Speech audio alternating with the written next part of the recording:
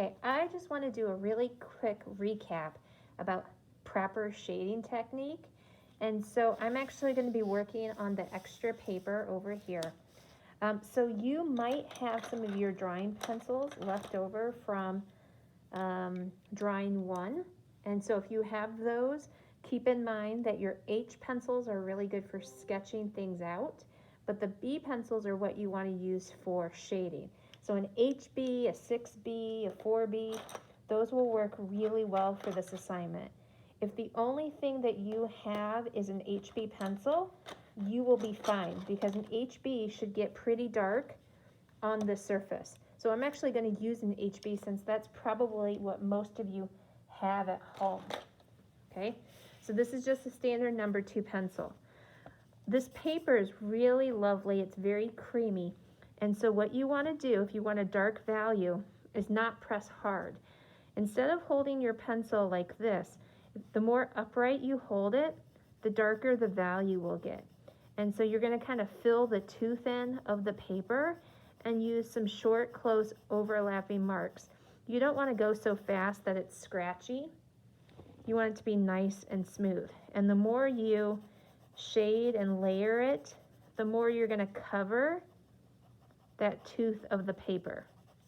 So you can see that it will get pretty dark even though it's just an HB pencil. Okay, so if I want to create a gradual transition, I'm going to keep the pencil on the surface and I'm going to move it slowly across with less layers, and it's going to go lighter and lighter. If I need a really light value, I hold my pencil back right towards the edge.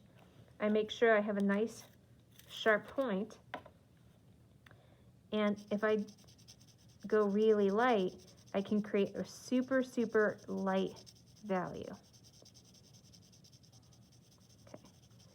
If you find that you have gone too heavy with a value, you went too dark, okay, one of the things that you can do is use a kneaded eraser. Now, you have a kneaded eraser in your set with your charcoals. So you can use it for your graphite if you don't have yours left over from drawing 1. I would recommend keeping one separate for graphite and one separate for charcoal, but if you don't only have one, you can use it for both.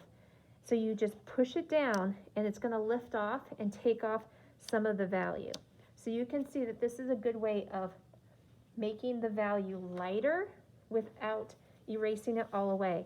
If you use a normal eraser, often it's going to smudge the pencil instead. Okay? When I'm shading my cookie cutter here, I am making sure that I start near the top, right? And I've got my reference. You guys could probably look at your computer reference for a better image. Mine's a little bit dark, especially in this video. And so you want to make sure that you shade with the contour. So I'm going to go back to the pencil I was using. I was using a 6B pencil, right? I was using something really soft. And so since this is bending this way, I was shading with those contours. So I'm like curving the marks as I go across here, and that's going to help give it some form. So as I go here, instead of using straight lines, I'm curving the lines in, just like you did with the apple and the sphere practice, to make this look more dimensional. So I'm going to try to keep going over this and matching it.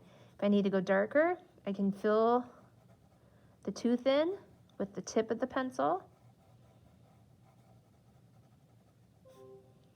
and then try to record the value the best I can.